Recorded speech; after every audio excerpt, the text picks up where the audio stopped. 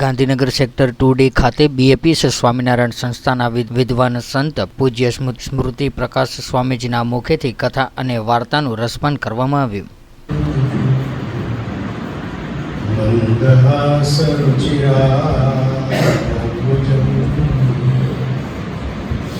બ્રહ્મમુક્તગણપૂજિतं સદા દિવ્ય વિગ્રહ હરિં ચિંતયે. શ્રી સ્વામિનારાયણ ભગવાનની જય. અક્ષર પુરુષોત્તમ મહારાજની જય. ગુણાતીતાનંદ સ્વામી મહારાજની જય. ભગતજી મહારાજની જય. શાસ્ત્રીજી મહારાજની જય. યોગીજી મહારાજની જય.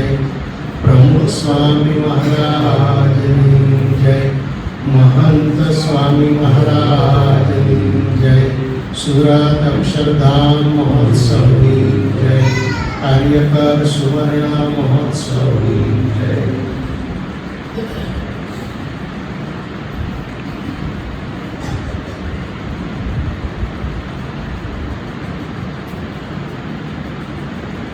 સ્વામિનારાયણ હરે, સ્વામિનારાયણ હરે.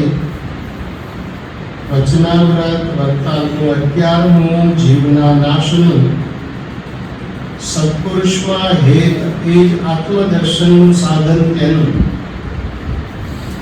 સ્વામિનારાયણ હરે સંવત 1882ના પોષ સુધી પૂનમને દિવસ સ્વામી શ્રી સહજાનંદજી મહારાજ શ્રી વરતાલ મધ્યે શ્રી લક્ષ્મીનારાયણના દરબારમાં લીમડાના વૃક્ષ હેઠે પાટ ઉપર ગાદી તકિયા મુખાવીને વિરાજમાન હતા અને સર્વ શ્વેત વસ્ત્ર ધારણ કર્યા હતા. એ કંઠને વિશે શ્વેત પુષ્પના હાર પહેર્યા હતા ને કર્ણની ઉપર પુષ્પના ગુચ્છ પૂછ્યા હતા ને પાઘને વિશે પુષ્પના તોરણ લટકતા હતા ને પોતાના મુખારવિંદની આગળ મુનિમંડળ સમસ્ત તથા દેશ દેશના હરિભક્તની સભા ભરાઈને બેઠી હતી. શ્રીજી મહારાજ પોષ સુધી પૂનમને દિવસે વાત કરે છે. પોષ સુધી પૂનમ એટલે આપણા સંપ્રદાયના એક મોટો પ્રસંગ આવે છે. જે જૂના હરિભક્તો એને ખ્યાલ હશે. પોષ સુધી પૂનમ એટલે ગુણાતીતાનંદ સ્વામીનો દીક્ષા દિન. તે દિવસે મહારાજ વાત કરે છે. લક્ષ્મીનારાયણના દરબારમાં એટલે લક્ષ્મીનારાયણની મૂર્તિ જે મંદિરમાં બિરાજમાન છે એ ખંડમાં બેસીને મહારાજ વાત કરે છે. પછી શ્રીજી મહારાજે દીનાનાથ ભટ્ટ તથા મુનિમંડળ સમસ્ત પ્રત્યે પ્રશ્ન પૂછ્યો જે બ્રહ્મ સ્વરૂપ એવા જે સત્પુરુષ તે તો 3 શરીર ને 3 અવસ્થા તે થકી પર વર્તતા હોય અને 14 ઇન્દ્રિયોની ક્રિયા તે પોતાને વિશે એકે માનતા ન હોય તેને અજ્ઞાની જીવ છે તે ઓળખી શકે નહીં. અને જ્યારે એને મોટા પુરુષના સરખી સ્થિતિ થાય ત્યારે મોટા પુરુષ જેમ વર્તે છે તે સત્ય મનાય અને જ્યાં સુધી એ સત્પુરુષનો મહિમા એને ન જણાય ત્યાં સુધી બ્રહ્મ સ્વરૂપની વિશે સ્થિતિ પણ ન થાય ને આત્માને વિશે સ્થિતિ થયા વિના સત્પુરુષનો મહિમા પણ ન સમજાય. માટે પરસ્પર વિરોધ આવ્યો તે વિરોધ ટળે તે ઉપાય કહો. પ્રશ્ન મહારાજ પૂછે છે અને દીનાનાથ ભટ્ટ અને મોટા મોટા વિદ્વાન સંતોને પૂછે છે કે પરસ્પર વિરોધ આવ્યો. એક ઉત્તર કરો. પરસ્પર વિરોધ કઈ રીતે? તો એકની એક વાત ફરી ત્યાં ને ત્યાં અટકે, અપેક્ષા એની રાખે. એક ભાઈને પૂછવામાં આવ્યું કે મનુભાઈનું ઘર ક્યાં છે? તો કે દવાખાના પાસે. દવાખાનું ક્યાં છે? તો કે તળાવ પાસે. તળાવ ક્યાં છે? કે મનુભાઈના ઘર પાસે. હવે મનુભાઈનું ઘર ક્યાં છે? તો પાછું દવાખાના પાસે. દવાખાનું ક્યાં છે? તળાવ ક્યાં છે? પાસે ત્યાં ક્યાં? આમાં પરસ્પર વિરોધ એકબીજા ઉપર ડિપેન્ડ. એક ગુરુજી હતા, શિષ્યને કહ્યું કે ડોલમાં પાણી ભરી લાવો. એ કે ગુરુજી ડોલ કાણી છે. તો કે એને કંઈક તું વચ્ચે ભરાવી દે લાકડાનો ટુકડો, પણ પાણી ભરી લાવ ડોલમાં. કે ગુરુજી લાકડાનો ટુકડો એ માપનો ફાડવો પડે તો ફાડી કર. કે પણ ગુરુજી એના માટેનું જે સાધન છે એની ધાર ઓછી થઈ ગઈ છે, તો ધાર કાઢ પથ્થર ઉપર નાખીને પાણી નાખીને. કે પાણી શેમાં લાવવું? કે ડોલ છે ને, કે ડોલ તો કાળી છે. પાછું ત્યાં હાલી ઉભા રહ્યા, પાછું ડોલ કાળી છે, લાકડું, પછી રદ્દો, પછી પાછું પાણી અને પાછું ડોલ. એમ એવી જગ્યાએ ઉભા રહે. એવી વાત અહીંયા શ્રીજી મહારાજ પ્રશ્નમાં પૂછે છે. બુદ્ધિશાળી હોય એ આવો પ્રશ્ન પૂછી શકે. હવે આમાં આવે છે શું? તો શ્રીજી મહારાજ એમ કહે છે કે સત્પુરુષ છે એને અજ્ઞાની જીવ ઓળખી શકે નહીં. શ્રીજી મહારાજ એક વખત એક કુએ પાણી પીવા માટે ગયા અને કોષ ચલાવનારો બળદ હાંકતો હતો. હવે જ્યારે કોષ બહાર આવે ને એટલે જે કોશીઓ હોય ત્યાં કોષની પાસે હોય એ ઊંચેથી બોલે રામ આયા. એટલે પછી પહેલા બળદને રિવર્સ ગિયરમાં નાખે બળદ, એટલે કોષ પાછો કૂવામાં જાય. પાછો ભરીને આવે એટલે પેલો બોલે રામ આયા.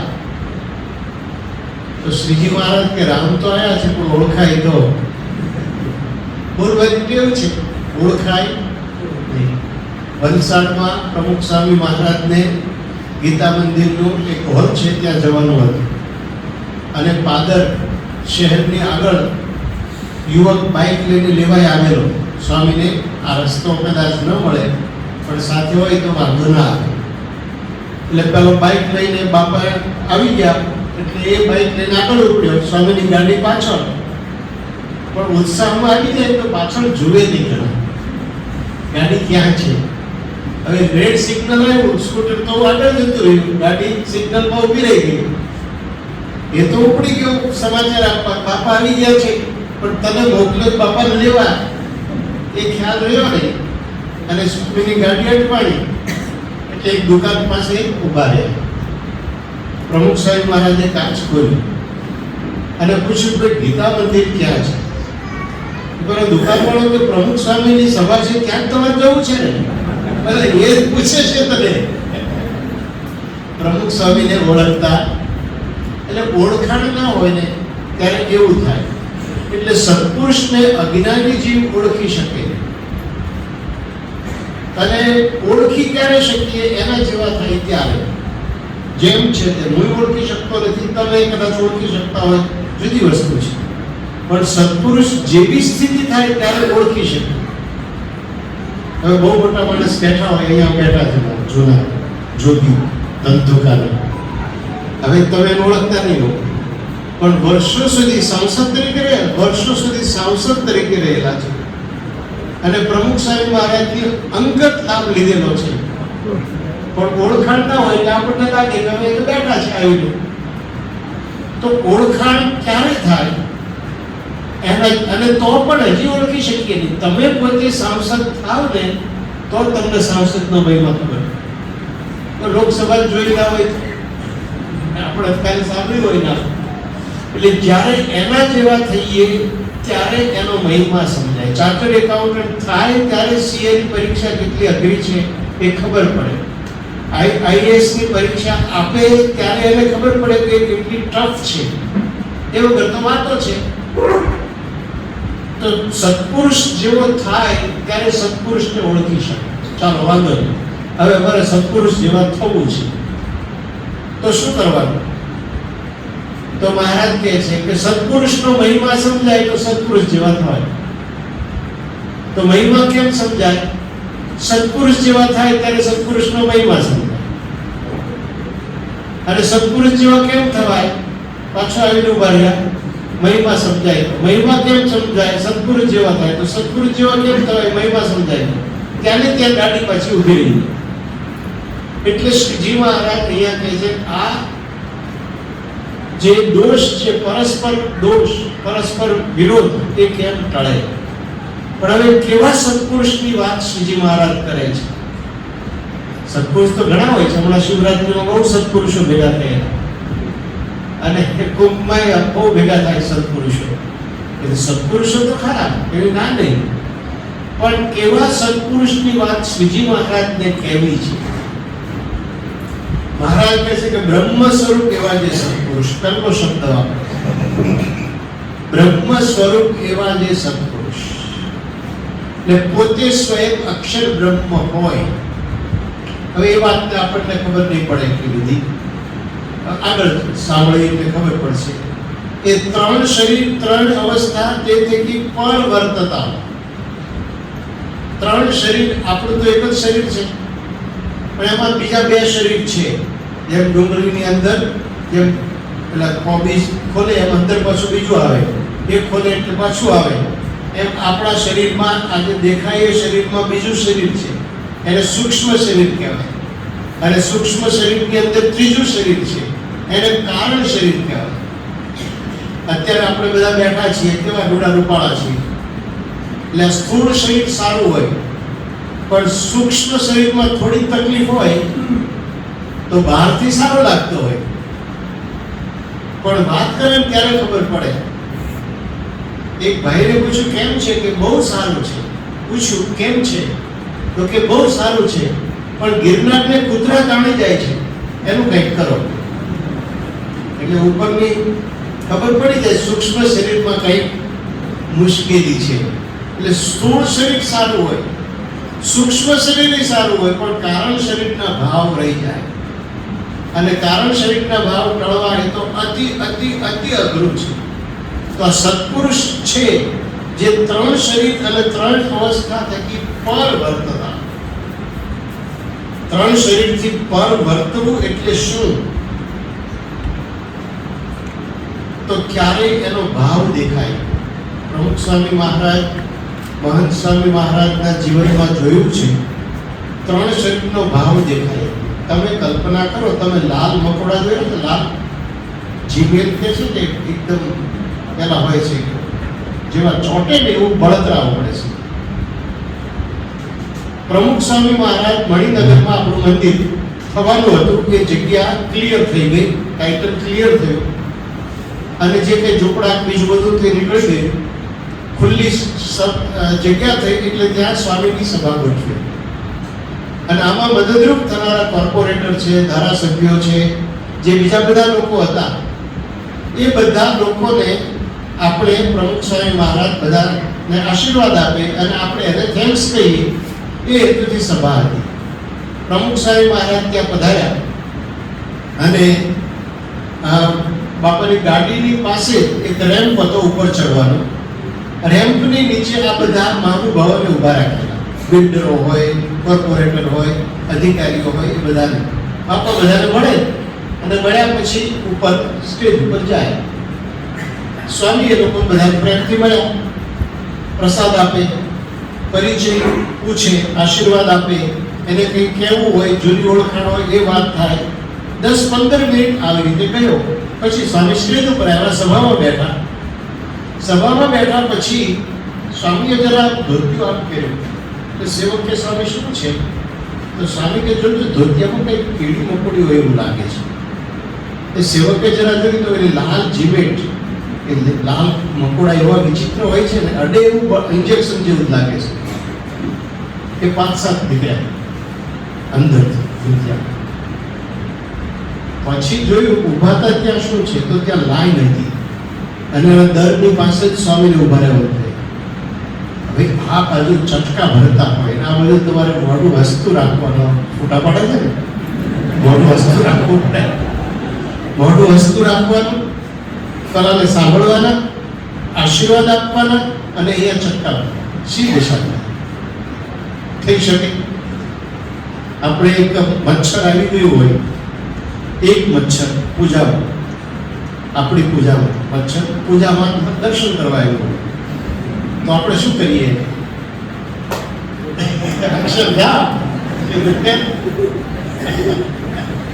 સીધું મોકલી જ દઈએ. પૂજામાં એવું છે ને, ભગવાન પાસે મોકલી દઈએ ને. પણ પ્રમુખ સ્વામી મહારાજ આ સ્થૂળ શરીરથી પર વર્તે છે. સ્થૂળ શરીરનો ભાવ હોય ને તો માણસને ભાઈ 95 વર્ષની ઉંમર સુધી એ મોઢા ઉપર હસતા રહે. આપણે જોયું છે સારંગપુરમાં જ્યારે પધારતા આનંદ. હવે અંદર તો શારીરિક શું હશે તો ડોક્ટરો જાણે, સ્વામી જાણે, પણ એમના અંતરમાં કોઈ એવો ભાવ જ નથી, કોઈ વસ્તુ જ નથી. સ્થૂળ દેહ સૂક્ષ્મ, સ્થૂળ દેહથી પર વર્તે છે. મહંત સ્વામી મહારાજ સિમલા હતા. સિમલા આપણું નાનું મંદિર છે, બહુ મોટું નથી, ઉતારા થાય એવું નથી, અગાઉથી કહી દઉં છું. નાનું મંદિર છે, બહુ નાનું. એટલે ત્યાં પ્રતિષ્ઠા નિમિત્તે સ્વામી પધારેલા. મંદિરમાં તો ઉતારો થાય એવું પણ નહોતો, એટલે બીજી એક ભાવિકની હોટલ હતી, આખી હોટલ આપણે લઈ લીધી, એમાં સંતોનો ઉતારો. ઠંડી ઘણી હતી એટલે 2 મોટા હીટર મૂકેલા, અને એક પેલો બ્લો હીટર આવે ને, પવન ફેંકે સીધો, એવું હીટર. સ્વામી કે ઠંડી બહુ લાગે છે, ઠંડી બહુ લાગે છે. હવે ઓલા મોટા હીટર હતા માથે, પેલું કામ સીધું હીટર હતું. પછી સંતોને ખબર પડી કે ઓલું જે સીધું હીટર હતું ને એનો ગેસ ઠરી ગયો. એટલે ગેસ ઠરે, ભડકો ના દેખાય એમાં, એ ખાલી બ્લો જ કરે, એ ઠંડો પવન ફેંકતું હતું. અને શાંતિથી બેઠા, પૂજા પૂરી થઈ ગયા છે. દેહનો ભાવ હોય તો બૂમ પાડીએ કે ભાઈ ખબર પડે છે કે તમને આ દશા છે. સ્થૂળ દેહથી પર જ વર્તે છે, ક્યારેય સ્થૂળ દેહને ગણ્યું જ નથી. બ્રહ્મ સ્વરૂપ શાસ્ત્રીજી મહારાજ ટ્રેનમાં જતા હતા અને ઉપરનું પાટિયું સ્વામીના મસ્તક ઉપર ભટકાડ્યું. એટલે સાથેનો યુવક કે સાથેના હરિભક્ત કે બાપા તમને વાગ્યું, બાપા તમને વાગ્યું. શાસ્ત્રીજી મહારાજ કે લાકડે લાકડું ભટકાડું. આ શરીરે લાકડું, હું બોલું છું ને આપણે હસીએ છીએ, પણ અહીંયા ઢોકળું થઈ જાય ને, લીમડું થઈ જાય ત્યારે ખબર પડે. પણ સત્પુરુષ છે એને આ દેહનો ભાવ જ નથી. હવે સૂક્ષ્મ દેહની વાત આવે છે. સૂક્ષ્મ દેહમાં માન અપમાન લાગે, સૂક્ષ્મ દેહમાં સંકલ્પ વિકલ્પ થાય, આ બધું જ આવે. પણ એ સૂક્ષ્મ દેહથી પણ પર વર્તે છે. માન અપમાન ક્યારે ગણ્યું જ નથી, શારીરિક ક્રિયાઓને ગણી જ નથી. ગમે તેવી પરિસ્થિતિ ઊભી થાય પણ એમણે હસતા જ હોય છે. એક વખત છે ને કોઈ માણસ તમારું અપમાન કરે ને પછી તમે એને દાઢમાં રાખો. દાઢમાં જામફળનો બીયો રહે, પણ માણસો આખા માણસોને દાઢમાં રાખે. પછી આ અંકુરભાઈને કાઢવા ભારે પડે, એને તમે ના કાઢી શકો ગમે એટલું કરો. માણસને દાઢમાં રાખ્યો એ નીકળે, કારણ કે અહીંયા રાખ્યો હોય. અને પછી આવા માણસો હોય કે જેને એક વખત તમારું અપમાન કર્યું એને તમે પછી જિંદગી ભર ભૂલો. પ્રમુખ સ્વામી મહારાજ એક યાત્રાધામમાં ગયેલા અને જેવા સ્વામી પહોંચ્યા એવું પહેલા બારણા બંધ કરી દીધા અને બંડિયા આવીશું તમારું દાખ્યું છે એમ બોલતા બોલતા બારણા બંધ કરી દીધા. ઠાકોરજીના દર્શન કરવા ના દીધા. અને પછી અંદરથી 2-4 ગાળો દીધી છે કે દેવાની હોય. સ્વામી તો ઠાકોરજીના બારણાના ઉમરાને દર્શન કરી પગે લાગી દંડવત કરીને નીકળી ગયા. ખબર હતી આ સ્થાન પણ સ્વામી ઓળખતા હતા, આ સાધુને પણ ઓળખતા હતા. સ્વામી કશું બોલ્યા નહીં. વર્ષો પછી પ્રમુખ સ્વામી મહારાજ વડોદરા હતા અને સુરતથી આપણા ત્યાંના હોસ્પિટલના ઇન્ચાર્જ ડોક્ટર ભટ્ટ સાહેબ એમણે બાપાને ફોન કર્યો કે સ્વામી પેલા યાત્રાધામના સાધુ જેને તમારું અપમાન કરેલું એ આપણી હોસ્પિટલમાં આવ્યા છે અને હવે એને ટ્રીટમેન્ટ માટે આવ્યા છે, તો અમારે કઈ ટ્રીટમેન્ટ આપવી? આપણે શું કહીએ, 3rd ડિગ્રી ટ્રીટમેન્ટ આપજો. પ્રમુખ સ્વામી મહારાજે કહ્યું કે આપણા સંતોને જે રીતે ટ્રીટમેન્ટ આપો છો એવી રીતે આપજો અને પૈસા લેતા નહીં. આ સત્પુરુષ એ સ્થૂળ દેહથી પર વર્તે છે, સૂક્ષ્મ દેહથી પર વર્તે છે. માન અપમાન લાગતા જ નથી. અને કોઈ એવી વાત કરે ને માન અપમાનની અથવા નિંદા કરનારને આમ થશે એ કેન્સલ કરી દે. હમણાં આપણે કીર્તન ગાયું શાસ્ત્રીજી મહારાજનો સંત, એમાં ભાગ એવો હતો કે કડી એવી કે નિંદા ન કરનાર નરકે ને જાશે ભોગવશે થઈને ભોયમ ભોરી. તો આ કીર્તન એક વખત મોહન સાહેબ પૂજામાં ગવાયું 2019 નેરોબી. પછી સ્વામી તો ત્યારે કશું બોલ્યા નહીં, પણ પછી સવારમાં અલ્પાહાર બ્રેકફાસ્ટ કરતા હતા, નાસ્તો કરતા હતા, એ વખતે સ્વામીએ વાત ઉપાડી. સ્વામી કે આજે મારું કીર્તન ગવાયું, નિંદા ન કરનાર નરકે ને જાશે, તો હોય ને પર્વત એ બે આમે કાપે ને આમે કાપે. તો સત્પુરુષને તો કોઈ પણ રીતે લોકો સંપર્ક કરે તો એનું સારું જ કરે. તો નિંદા ન કરતા નરકે જશે એનું શું સમજવું? અમે બધાએ ડાપણ કર્યું કે ભાઈ એ તો નરકે જ જાય. સત્પુરુષ ને એને શાપ આપે, પણ ભગવાન શાપ આપે અને નરકે જાય. અર્થ કરવા માટેના પ્રયાસ કર્યા.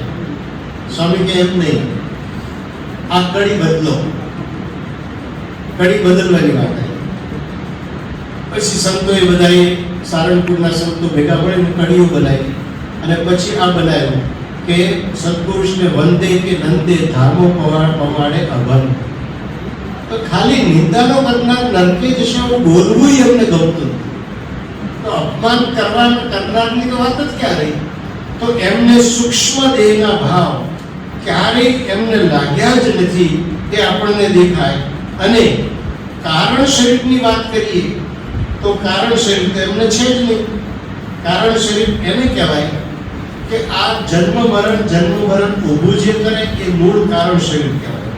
સમગ્ર વચનામૃતમાં શ્રીજી મહારાજે કહ્યું છે કે કારણ શરીરની અભિવ્યક્તિ શું? તો પંચ વિષયમાં આસક્તિ રહે અને એ તૂટે નહીં, માહિક સુખમાં આસક્તિ રહે, ત્યારે સમજવું કે એને કારણ શરીર છે. પંચ વિષયમાં આસક્તિ, ખાવું ગમે, સારું પહેરવું ગમે, સારું સુવા માટેનું સ્થાન ગમે, બધું સારી વસ્તુ હોય એ શરીરને ગમે, એ વિચાર રહ્યા કરે.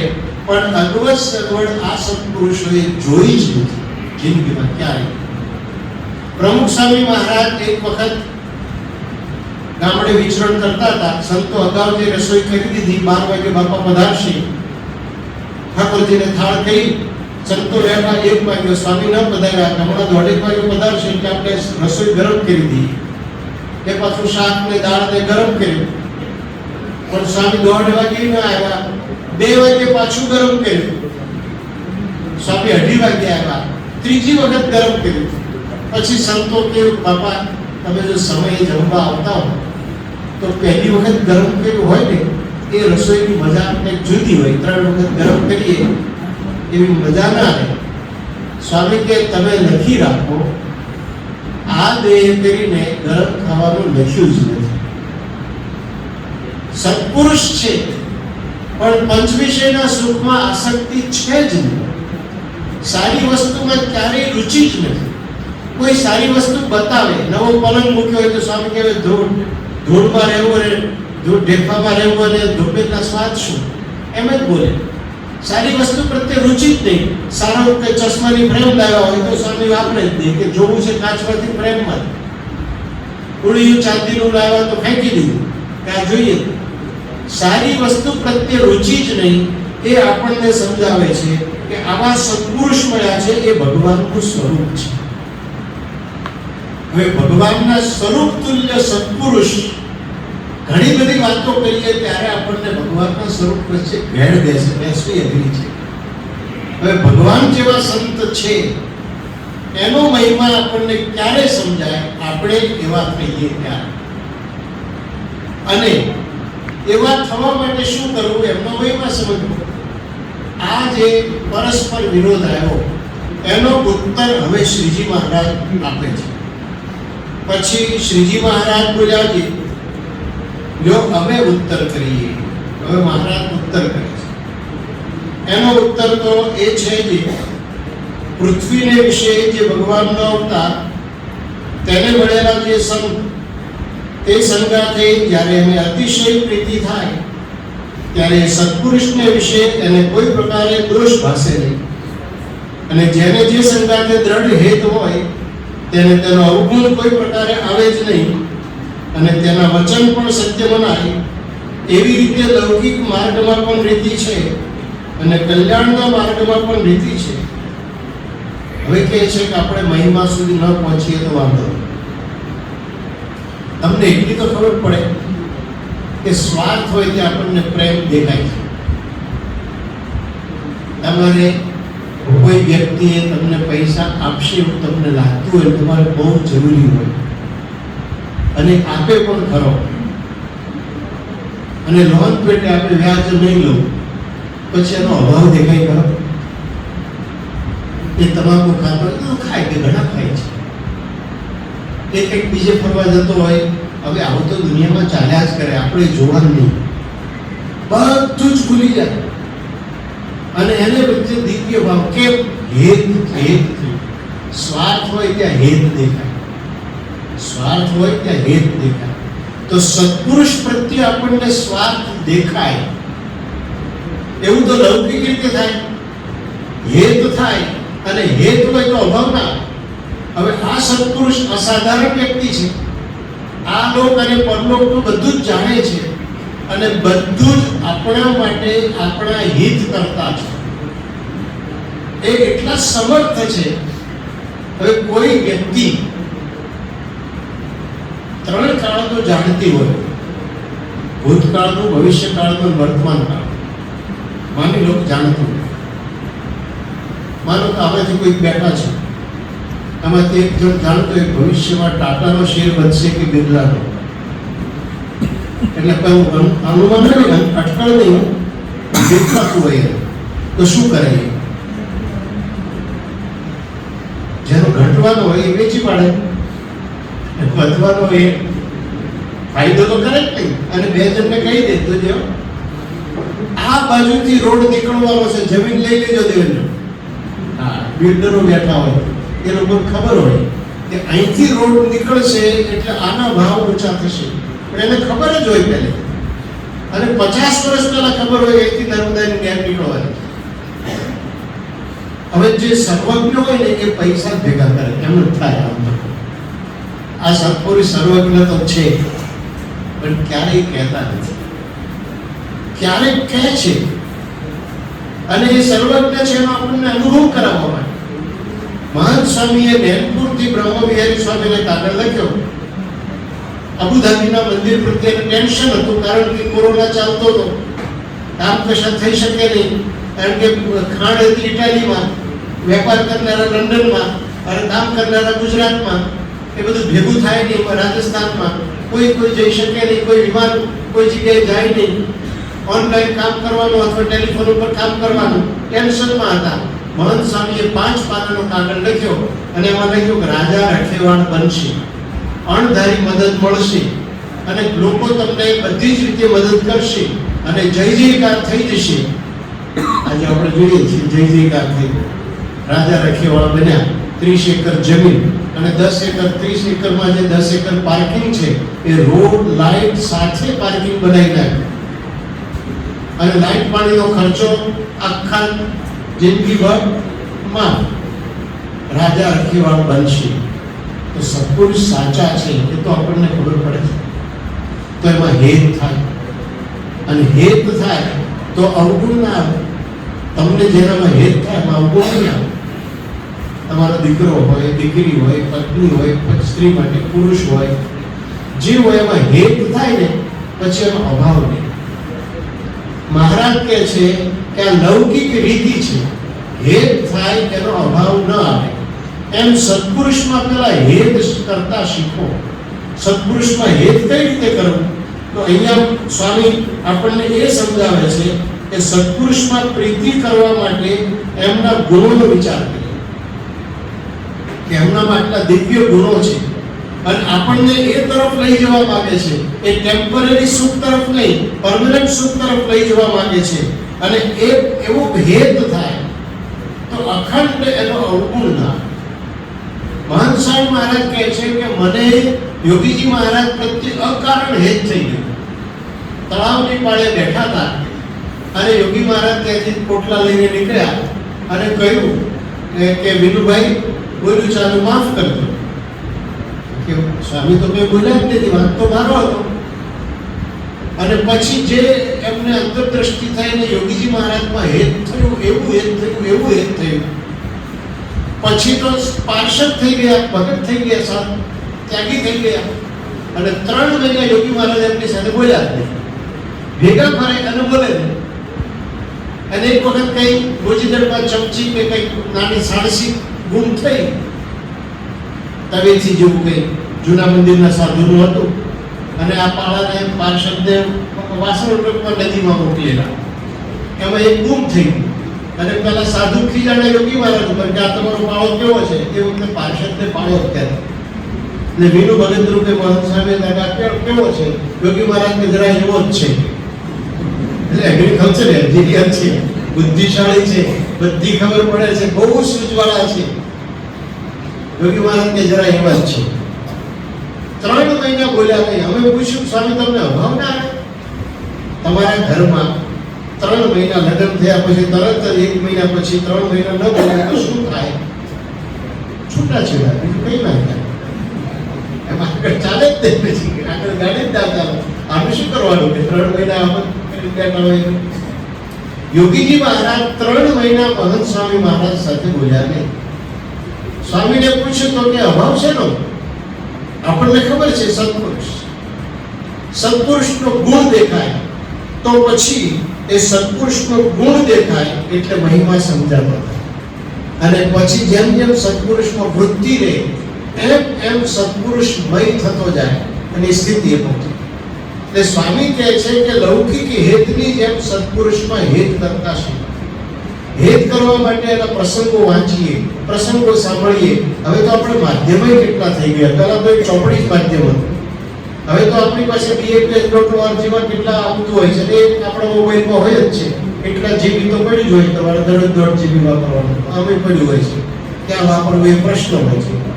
તો આપણે BAPS.org ખોલીએ, અક્ષર અમૃતમ ખોલીએ કે કંઈ પણ ખોલીએ એટલે પ્રસંગો, ઓડિયો, વિડીયો બધું જ આપણને મળે છે. દિવસમાં નક્કી કરીએ કે એકાદ પ્રસંગ તો વાંચીએ, એકાદ વખત તો સાંભળીએ, તો સત્પુરુષના ગુણ આપણામાં આવતા જાય. હવે મહારાજ છેલ્લે એ સત્પુરુષના ગુણ અને સત્પુરુષમાં હેત કરવાથી ફાયદા કેટલા થાય? 3 ફાયદા મહારાજ બતાવે છે. માટે સત્પુરુષને વિશે દ્રઢ પ્રીતિ એ આત્મદર્શનનું સાધન છે. અને સત્પુરુષનો મહિમા જાણ્યાનું પણ એ જ સાધન છે. અને પરમેશ્વરનું સાક્ષાત દર્શન થવાનું પણ એ જ સાધન છે. એક જ. ઘણી વખત અમુક લોકો એવું કહેતા હોય છે કે તમે પ્રમુખ સ્વામી મહંત સ્વામીની વાતો કરો, સ્વામિનારાયણ ભગવાનની તો વાત જ નથી કરતા. પણ સ્વામિનારાયણ ભગવાન એમ કહે છે, સ્વામિનારાયણ ભગવાન શ્રીજી મહારાજ એમ કહે છે કે તમે આવા સત્પુરુષ છે એમાં હેત કરો તો તમારું આત્મદર્શન થશે. સત્પુરુષમાં હેત કરો તો મહિમા સમજાશે. સત્પુરુષમાં હેત કરો તો ભગવાનનું દર્શન થશે. બધું જ સત્પુરુષના હેતથી થાય. તો સત્પુરુષમાં હેત વધે એમ સ્વામિનારાયણ ભગવાન આપણને કહે છે કે સ્વામિનારાયણ ભગવાનની આજ્ઞા પ્રમાણે આપણે સત્પુરુષ એવા મહંત સ્વામી, સત્પુરુષ એવા પ્રમુખ સ્વામી મહારાજ એમનો વિચાર કરીએ છીએ. અને એ વિચાર શ્રીજી મહારાજની આજ્ઞાથી કરીએ છીએ એટલે આપણી પ્રગતિ છે. આજે BAPSની પ્રગતિનું કારણ આવા વચનામૃત છે. પૈસા વધારે નથી કે કોઈ રાજસત્તા આપણી પાસે નથી, પણ સત્પુરુષ જે માધ્યમ છે, જેમાં સાક્ષાત ભગવાન બિરાજમાન છે, એ આપણી સાથે છે. અને એને કારણે આપણા અંતરમાં સતત દિવ્ય ભાવની વૃદ્ધિ થતી જાય છે. અને આ જ વૃદ્ધિ વિશેષને વિશેષ થતી રહે એ જ પ્રાર્થના. એથી વચનામૃતમ એ રીતે વરતાલનું 11મું વચનામૃત થયું. શ્રી સ્વામિનારાયણ ભગવાન.